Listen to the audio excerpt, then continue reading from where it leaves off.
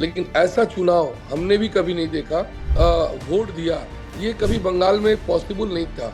यहाँ पे चुनाव के मतलब हिंसा, 10-20 खून खराबा, मेरे ऊपर 126 केस, मेरे बेटे, मेरा बड़ा बेटा अभी भी जेल में है।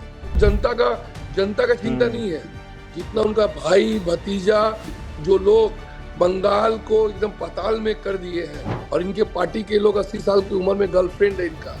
मतलब बांग्लादेशी को यदि घुसपैठिया बोल दिए तो ये अपने ऊपर में पूरा बंगाली को उसमें लपेट ले रही है। ये खुद बांग्लादेशी के लिए लड़ी हैं। स्पीकर के चेहरे पे कागज का बंडल फेंकी है। ना कोई फैक्ट्री का उद्घाटन हुआ है, ना कोई सरकारी नौकरी लगा है। ये प्रधानमंत्री को साला बोलती है, गृह मंत्री को साला बोलती है, मगर इनका मुद्दा यही सब है, विक्टिम कार्ड, जिससे कि बंगाली लोग में और भी कास्ट के प्रति नफरत हो जाए। नमस्कार, मेरा नाम है जितेंद्र चौहान और आप देख रहे हैं स्टेट मिरर हिंदी। बंगाल में 2 चरणों की वोटिंग में बम्पर वोटिंग हुई है। क्या इस वोटिंग के मायने हैं? एग्जिट पोल भी सामने आए हैं जिसमें बीजेपी को बढ़त दिखाई जा रही है कि बीजेपी सरकार भी बना सकती है। ऐसे कौन से फैक्टर रहने वाले हैं जो बीजेपी को जनता ने इतना प्यार दिया है? क्योंकि हमने देखा है पिछले 15 साल से ममता दीदी बंगाल में राज कर रही थी।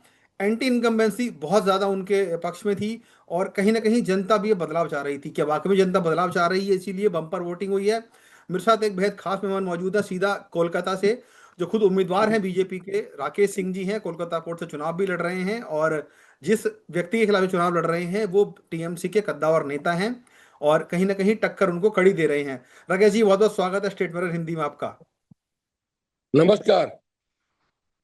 राकेश जी, 2 चरणों में चुनाव में बम्पर वोटिंग हुई है इस बार। इस बम्पर वोटिंग के मायने क्या है? पिछली बार के चुनाव की अगर बात करूं तो 83% वोटिंग वहां पर हुई थी लगभग। इस बार 93 क्रॉस कर गई है। पहले फेज में भी बम्पर वोटिंग हुई, दूसरे फेज में बम्पर वोटिंग हुई है। क्या इस जी, वोटिंग के मायने हैं? क्या ये किसके पक्ष में वोटिंग गई होगी? मायने इसका सबसे ज्यादा जो श्रेय देना होगा तो इलेक्शन कमीशन को देना होगा कि इतना शांति से पश्चिम बंगाल में चुनाव कभी भी होता नहीं। लेकिन हमारे गृह मंत्री, हमारे प्रधानमंत्री बहुत ही चिंतित थे कि अच्छा से चुनाव हो। लेकिन 94%, ये मेरे जीवन का बहुत ऐतिहासिक, अपने जीवन में मतलब राजनीति 18 साल कांग्रेस भी किया और अभी 7 साल से बीजेपी में हूँ। लेकिन ऐसा चुनाव हमने भी कभी नहीं देखा कि लोग अपने घर से, चाहे हिंदू हो, मुस्लिम हो, सीपीएम हो, कांग्रेस हो, कोई भी दल हो, जो अपना खुद का मतदान विश्वास के साथ निडर होकर वोट दिया, ये कभी बंगाल में पॉसिबल नहीं था। और क्योंकि यहाँ पे चुनाव के मतलब हिंसा, 10-20 खून खराबा, अंचल में पोस्ट पोल वायलेंस का चिंता है कि देखिए, अगर मगर ये होगा वो होगा और एनालिसिस ऐसा हो गया, नहीं। सरकार हम लोग बना रहे हैं, इसमें कहीं किंतु परंतु इफेंट बट नहीं है। सरकार भी बना रहे हैं और इन लोगों का सरकार बनते के साथ ये लोग पहले बोलते थे कि बदल होबे बदला होबे ना, मतलब ये लोग बदला, लेकिन ये लोग चुन चुन के बदला लिए हैं।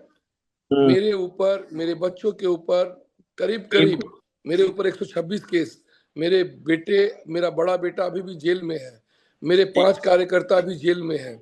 तो ये लोग जो पॉलिटिक्स शुरू किए थे, तो आने वाले दिन में जो बोए हैं फसल, इसको ये लोग पाएंगे।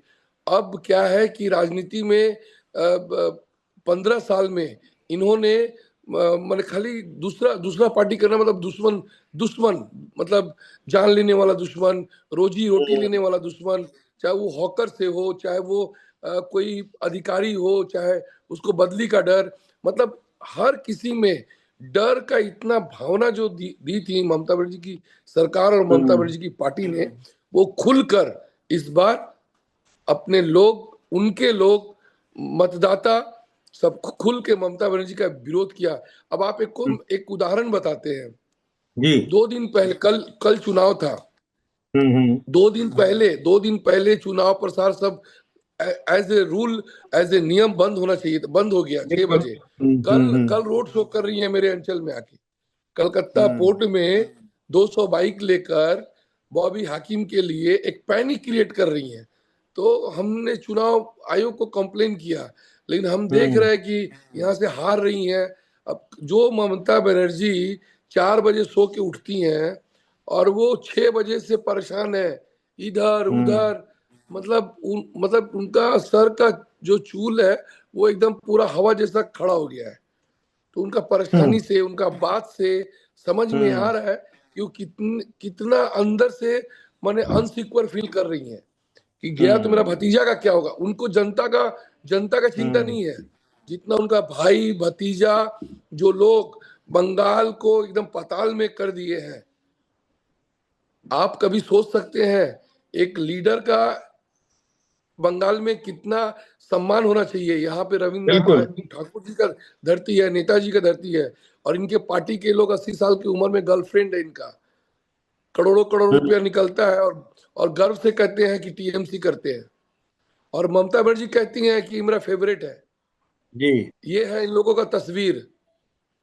राकेश जी, क्या लगता है आपको कि क्योंकि इतनी बड़ी तादाद में वोटिंग होना, आपने हालांकि कारण गिना रहे हैं, कौन से ऐसे वो की फैक्टर रहे जनता के मन में? सुरक्षा का अभाव था, वो दूर कर दिया इलेक्शन कमीशन ने, लेकिन इस जो एक होता है ना विधानसभा में स्थानीय मुद्दे भी बहुत सारे होते हैं, जनता की अपनी एक देखिए, सोच स्थानीय होती है। मुद्दे में सबसे बड़ा बात है स्वास्थ्य शिक्षा। हम्म। बेसिकली स्वास्थ्य और शिक्षा, रोजगार, और क्या हो सकता है। हम्म। कहाँ पे स्वास्थ्य का हालचाल ठीक है। आप स्वास्थ्य में हाँ। जाइए, घूस लेकर नौकरी, शिक्षा में घूस लेके नौकरी, आप हम्म। साफ पानी पीने के लिए मोहताज हैं आज के दिन में शहर में। हम्म। कलकत्ता पोर्ट और विधानसभा, भवानीपुर विधानसभा में गंदगी का ढेर पे हम लोग बसे हुए हैं। बोली थी ना कि लंदन बनाएंगे, स्विट्जरलैंड बनाएंगे, वो स्विट्जरलैंड और लंदन कहाँ गया हम्म। 15 साल में? खाली दीवार पर एक पेंट हुआ है, ब्लू एंड व्हाइट। वाइट। हम्म। अब जाइए, पूरा बंगाल को खाली रंग दिए हैं, हम्म। लेकिन आपका इंफ्रास्ट्रक्चर में कहाँ कुछ हुआ है? कौन सा एक तो नया ब्रिज बना के दिए 15 साल में? पूछिए तो। कौन सा? हम्म। अब भवानीपुर में 8 वार्ड है, 1,80,000 जनता है, अपने पार्टी को भी एक सरकारी रोजगार दी है तो हम राजनीति छोड़ देंगे? 15 साल में एक सरकारी हम्म। रोजगार नहीं दे पाएंगी। और नौजवान लोग बाहर काम करने जाते हैं तो उनको हम्म। बोलते हैं कि बंगाली, मतलब बांग्लादेशी को यदि घुसपैठिया बोल दिए तो ये अपने ऊपर में पूरा बंगाली को उसमें लपेट ले रही हैं। ये कभी राजनीति में मुद्दा होना चाहिए कि बिल्कुल। घुसपैठिया यहाँ से जा रहा है, मांसो हम्म। मछली खाने नहीं देगा बीजेपी आएगा तो। ये कभी मुद्दा हम्म। होना चाहिए? और भी बीजेपी का तो गवर्नमेंट है और भी प्रदेश में, ये कहीं मुद्दा है? हम्म। मगर इनका मुद्दा यही सब है, विक्टिम कार्ड, जिससे कि बंगाली लोग में और भी कास्ट के प्रति नफरत हो जाए। लेकिन बंगाली तो मानुष बहुत समझदार है दादा, जो समझ में आता है कि वो सब समझता है कि क्या सही है क्या गलत है, कौन राजनीति कर रहा है और कौन उनके हितों की बात कर रहा है। हमको तो लगता है कि इस बार 2021 में ही ये हो जाता, इनका हम्म। तख्ता पलट हो जाता। लेकिन कुछ जो भूल हम लोग से हुआ था, इस बार हम्म। ये चाह रही थी कि सीआरपीएफ सेंट्रल फोर्स गोली चलाए फर्स्ट फेज में। ऐसा हम्म।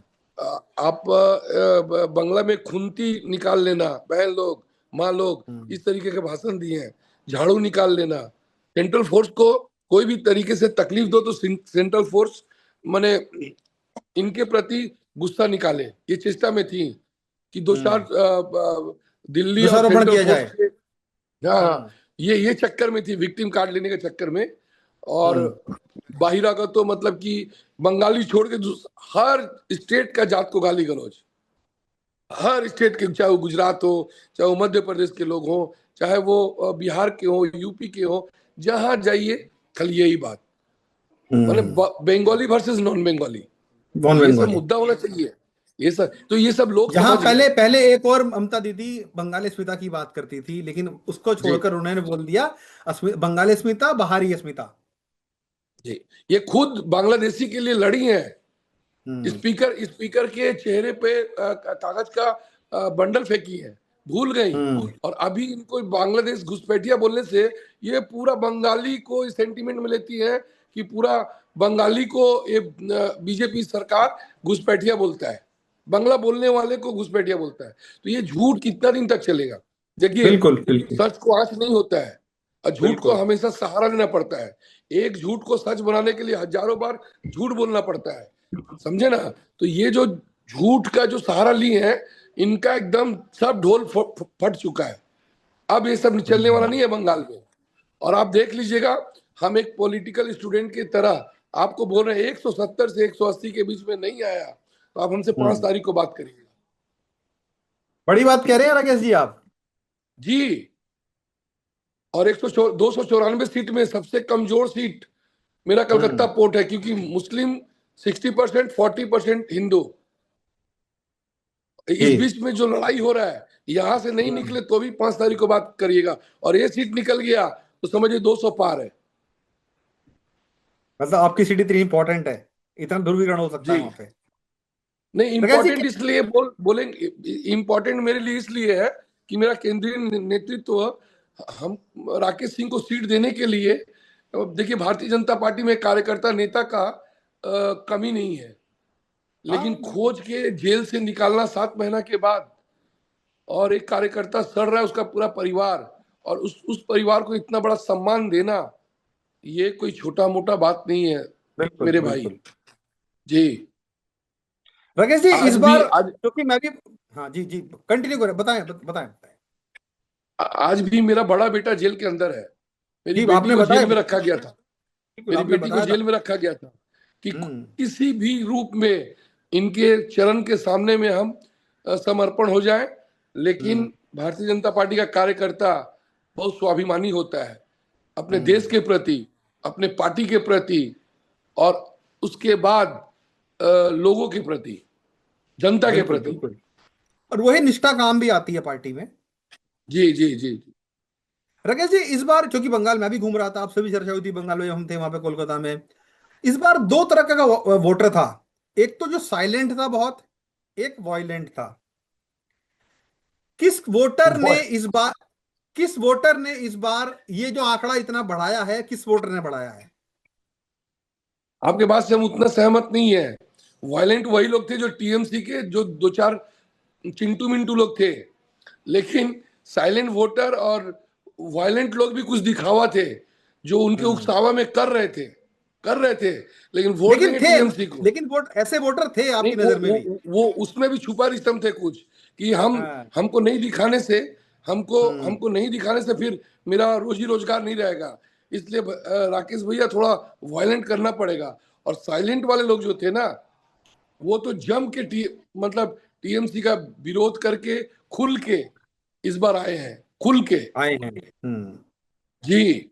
क्योंकि ठगे गए हैं ना, 15 साल में ये लोग ठगे गए हैं। पंद्रह हम्म। साल यदि आप किसी को समय देते हैं तो छोटा वक्त नहीं था, छोटा वक्त नहीं बिल्कुल है। बिल्कुल बिल्कुल बिल्कुल उस बिल्कुल वक्त बिल्कुल। नब्बे नब्बे हजार करोड़ 27 साल में पश्चिम बंगाल के ऊपर कर्ज था। जब सीपीएम राज किया तो 90 हजार करोड़, आज है हम्म। 7,63,000 करोड़, 15 साल में। 15 साल में। सिर्फ ब्लू और सादा रंग की है। ना कोई हम्म। फैक्ट्री का उद्घाटन हुआ है, ना कोई सरकारी नौकरी लगा है, ना कोई इंफ्रास्ट्रक्चर है। सिर्फ घूस लेके नौकरी दी है, हम्म। और माने गली मोहल्ला में गुंडा को पाल के बैठाइए कि डर दो, नहीं टीएमसी हम्म। करोगे तो घर से बाहर। भाई, इतना गरीब को भी सताना ठीक नहीं है। ऊपर बिल्कुल वाला बिल्कुल सब सही बात देखता है। है, तो इनका हिसाब ऊपर वाला करेगा। माननीय हमारे प्रधानमंत्री बोल के गए जरूर है कि इनका हिसाब जरूर होगा, बिल्कुल। लेकिन राकेश इनका जी हिसाब साफ तो। एक सवाल ये भी बोलिए। उठ रहा है कि इस बार वोटों का ध्रुवीकरण भी बहुत हुआ है। क्योंकि सब जानते हैं बिल्कुल। बंगाल में जो मुस्लिम वोटर है वो बहुत बड़ी तादाद में है। वो कहीं ना कहीं बड़ा फैक्टर बना है, क्योंकि दो पार्टी वहां पर देखिए और खड़ी मुस्लिम, हुई। देखिए मेरा तो पूरा मुस्लिम इलाका बहुत है ना, तो हम समझ हम्म। रहे हैं कि मुस्लिम के अंदर में क्या टेम्परामेंट है। कुछ हम्म। मुस्लिम लोग जाहिल, गंवार, अनपढ़, और इसी देश में रह के इसी देश को घृणा करने वाला एक मुस्लिम का वर्ग है। हम्म। इसी देश में यहाँ के खाएंगे, पाकिस्तान, बांग्लादेश या दूसरे मुस्लिम कंट्री के लिए कुछ भी बोल देंगे, लेकिन हम्म। हिंदुस्तान का नाम नहीं करेंगे ये लोग। दूसरा हम्म। जो मुस्लिम जो समझदार है, जो अपग्रेड के हैं, उनके दिमाग में बुद्धि है, पढ़ाई लिखाई है, वो लोग के प्रति नफरत नहीं है, भले वो वोट हमको दे, लेकिन उसमें भी जहां प्रधानमंत्री 3 तलाक का मामला खत्म किए, तो ये तो हिंदुओं की बेटियों को या उनके बच्चों को तो सहारा नहीं मिला, ये तो फायदा डायरेक्ट मुसलमान को फायदा दिए। तो हम्म। वो जो महिलाएं हैं उनका इशारा हम लोग समझ पा रहे थे इस चुनाव में। वो पूरा ओपनली हाथ हिला रही थी मेरे रोड शो में, और एक हम्म। दो सौ सैकड़ों महिला नहीं। हम्म। और जब हम वोट केंद्र में ढुक रहे थे तो महिलाओं हम्म। लोगों ने इशारे इशारे में अपना दिल का बात कुछ बता रही थी। मतलब आपका ये कहना है कि मुस्लिम वोट भी कहीं ना कहीं कंफ्यूज था इस बार की। एकदम हम। एकदम एक हम्म। एकदम। देखिए आज 30 तारीख हो गया, और हम्म। 4 दिन हम आपसे जरूर 5 तारीख को जरूर मिलेंगे आपके चैनल में। बिल्कुल बिल्कुल। और राकेश जी, और एक सवाल मेरा ये भी है जी, जी बिल्कुल मिलेंगे, और उम्मीद करते हैं कि नतीजे भले किसी के पक्ष में आए, लेकिन अच्छी डेमोक्रेसी स्थापित होनी चाहिए। जी जी जी, देखिए चुनाव में हार जीत होना चाहिए। बिल्कुल। चुनाव हो उसमें सौजन्यता थोड़ा रहना चाहिए। ये हम्म। प्रधानमंत्री को साला बोलती हैं, गृह मंत्री को साला बोलती हैं, हम्म। और अपने बोलती हैं, अपने जितने शायद चट्टे बट्टे। यही बौखलाहट थी उनकी। हाँ जी, तो यही चट्टे बट्टे से दिन भर। अब हम्म। गणेश कुमार किसी का माता पिता किसी को पैदा करता है तो उसका नाम नाम रखते हैं हम लोग हिंदू रीति रिवाज में, चाहे मुस्लिम हम्म। रीति रिवाज में। आप बिल्कुल गणेश बिल्कुल। कुमार को वेनिश कुमार, वेनिश कुमार, और आपके जितने चट्टे बट्टे हैं वेनिश कुमार। अरे भाई उनको जो भी भाषा, दलाल, बीजेपी का हम्म। दलाल, क्या हम्म। सेंस है भाई इसका। बिल्कुल। मतलब कि इलेक्शन जो भी करवाए वो डंडा मार के ऐसा करवाए कि बीजेपी को लोग वोट ना दे। अरे भाई उनका हम्म। काम है कि निष्पक्ष वोट हो। बिल्कुल बिल्कुल। इनका र- निष्पक्ष वोट नहीं होने देना है। वोट का हम्म। मतलब कि 150 आपस में लोग लड़के मरे, तो यही है क्या डेमोक्रेसी। राकेश जी, एक सवाल ये भी बड़ा खड़ा हो रहा है कि महिला वोटर बहुत बड़ा फैक्टर हो गई है किसी भी चुनाव में अब। बहुत बहुत बड़ा, बहुत सभी, बड़ा। कोई भी पार्टी हो, चाहे बीजेपी हो, टीएमसी हो, कांग्रेस हो, या यूपी में सपा हो, बसपा हो, या अन्य किसी भी स्टेट की पार्टी हो, महिलाओं को रिझाने के लिए तरह तरह की स्कीमें लाई जाती हैं और डायरेक्ट बेनिफिट ट्रांसफर उनको दिया जाता है, जो कि जब महिला के खाते में कुछ पैसा जाता है तो वो कहीं ना कहीं ओबलाइज करती हैं वोट के सहारे। हमने बिहार में देखा है, महाराष्ट्र में देखा है, दिल्ली में देखा है, हरियाणा में देखा है, तमाम राज्यों में हमने इसको उदाहरण देखा है। बंगाल में भी ममता दीदी ने बहुत सारी स्कीमें चला रखी थी, और चुनाव से पहले उन्होंने भी अपना जो महीने की किस्त जाती है वो उनको दी थी। और क्या आपको लगता है कि ममता दीदी जो पैसा महिलाओं को दे रही थी, क्यों फिर महिलाएं उनको वोट नहीं करेंगी यहाँ पे? क्योंकि हर राज्य में देखा है हमने कि जो सरकार महिलाओं को पैसा देती है वो उसको फायदा मिलता है, तो बंगाल में भी तो ममता दीदी को फायदा मिल सकता है ना। देखिए यहाँ पर यदि 1500 रुपया वो देती हैं तो हम्म। 15,000 रुपया का महिलाएं उससे काम लेती हैं। 15,000 हम्म। का उनका हर कोई मीटिंग में, हर कोई जनसभा में, वो 1500 रुपया लेने वाली महिला धूप में बारिश में नहीं जाएंगी तो उनका पेट चला जाएगा। बोल बोल के लेती हैं। दूसरी बात, टीएमसी करने वाले को ही 1500 मिलता है। आपको हम सच बता रहे हैं, ये आज हम जी जी बीजेपी जी। करते हैं तो नहीं। सीपीएम वाले 100 मेरे ऐसा राकेश सिंह ऐसे खड़े हो जाएंगे कि जो गरीब है उनको ये फायदा नहीं मिलता है। तो ये सब हम्म। जो की है ना, उसी का बोआ हुआ फसल वो अभी काटेंगे इस बार। क्यों गरीब, हम्म। हमारे बीजेपी में गरीब नहीं है महिलाएं, बिल्कुल। सीपीएम में गरीब महिलाएं नहीं है, लेकिन उनको फायदा नहीं मिलता है। इनका जो हम्म। डंडा और झंडा उठाएगा उसी को फायदा मिलेगा। चाहे वो कट मनी का हो, चाहे वो सिंडिकेट का हो, चाहे वो गुंडागर्दी का हो। मतलब हम्म। इनकी महिला मतलब दीदीगिरी है, इनका नेता लोग दादागिरी करेंगे। सब माफ है, साथ खून माफ है। मतलब जो जो टीएमसी की बात करेगा उसी को पैसा मिलेगा।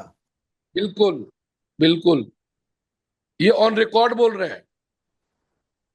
और आप भी बिल्कुल बिल्कुल भाई। हम्म। बीजेपी जी को जी। छोड़ के यदि सीपीएम वाले से पूछिए, या किसी कांग्रेस वाले से पूछिए, या अधीर रंजन चौधरी से पूछिए कि बंगाल का क्या जी। हाल है, वो लोग आपको बता देंगे। हम्म। राकेश जी, इस बात में कोई दो राय नहीं है कि इस बार बंगाल का जो चुनाव हुआ है वो अप्रत्याशित है। वोटर खुलकर सामने आया है। और आप जो बात कह रहे हैं कि 160 से 170 सीटों का आप अपना आकलन आकलन बता रहे हैं। जी क्या वाकई में एंटी इनकम्बेंसी बहुत ज्यादा बढ़ गई थी उनके खिलाफ? बिल्कुल बिल्कुल बिल्कुल। ये सिर्फ चोरों का सरदार है। दूसरा दूसरा सबसे बड़ा फैक्टर क्या हुआ है कि हम्म। ये लोग एक प्राइवेट फैमिली पार्टी हो गया है। हम्म। जैसे लालू यादव को बिहार क्यों नहीं सह पा रहा है, यूपी में मुलायम सिंह का खानदान को क्यों नहीं सह पा रहा है, उसी हम्म। तरीके से बंगाल भी है।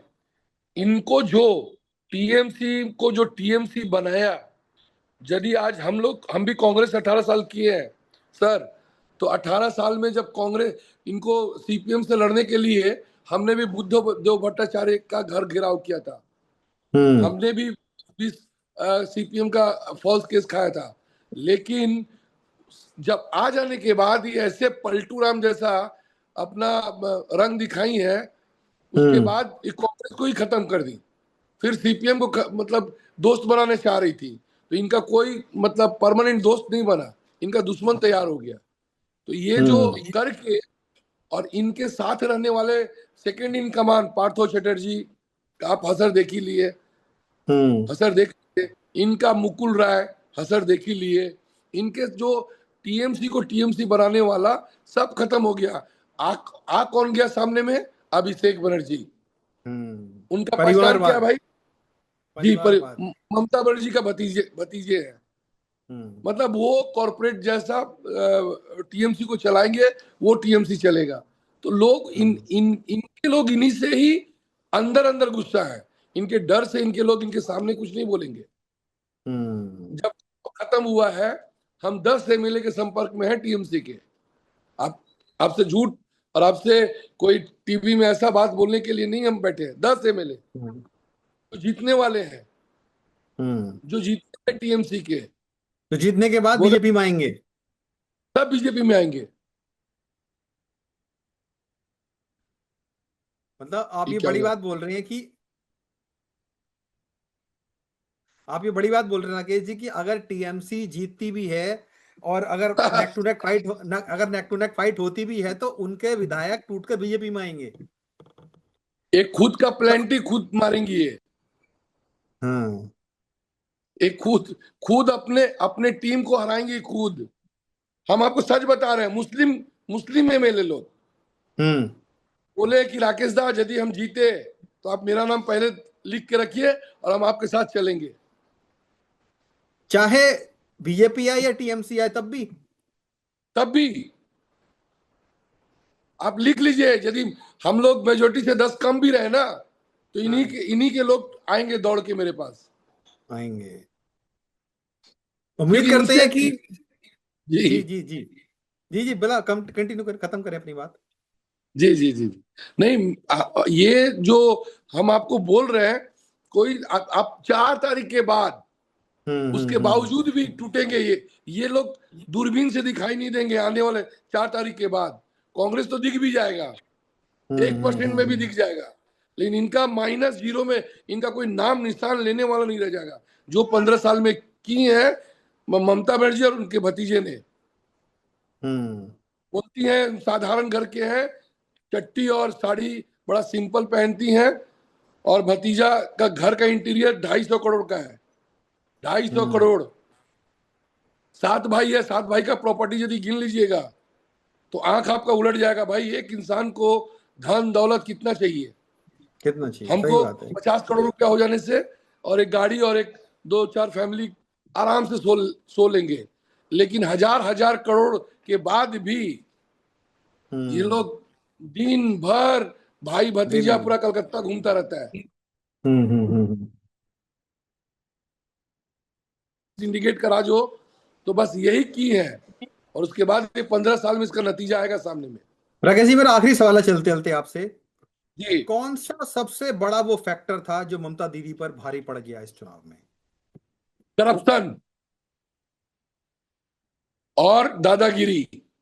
हम्म। जनता के, और इस बार का लड़ाई जनता वर्सेस ममता का है। भारतीय जनता पार्टी सिर्फ चुनाव चिन्ह है जिसपे लोग भरोसा कर रहे हैं। हम्म। इस बार का लड़ाई जो है जनता और ममता का है। बीजेपी सिर्फ चुनाव लड़ी है। बीजेपी सिर्फ चुनाव लड़ी है। बीजेपी में आज भी हम मानते हैं उस तरीके के कार्यकर्ता इनके डर से घर से निकल नहीं पाए हैं, फिर भी चुनाव लड़े हैं। 300 हमारे कार्यकर्ता शहीद हुए हैं, कम से कम बिल्कुल 6 से 7 हजार कार्यकर्ता पूरे बंगाल के जेल में है, फिर भी डर ऐसा की है, फिर भी चुनाव हम लोग जीतेंगे। और इनके बिल्कुल। कार्यकर्ता 1 पर 10 हैं, फिर भी ये लोग हारेंगे। शुक्रिया राकेश जी हमसे बातचीत करने के लिए और धन्यवाद, पूरी जानकारी करने धन्यवाद के आपके लिए। चैनल को, धन्यवाद और धन्यवाद। हम उम्मीद करेंगे 4 तारीख को जब रिजल्ट आएंगे, भले ही किसी के पक्ष में आए, लेकिन हम बात जरूर जी करेंगे और उम्मीद करेंगे जी, कि आप जो जहां से चुनाव लड़ रहे हैं, चुनाव जीतें और आगे भी राहें राहें आपकी अच्छी रहें। मेरी बहुत शुभकामनाएं आपको राकेश जी। आपको और उम्मीद आभार, आपको प्रणाम, आपको आभार। 4 तारीख को हम दोबारा बात करेंगे एक बार।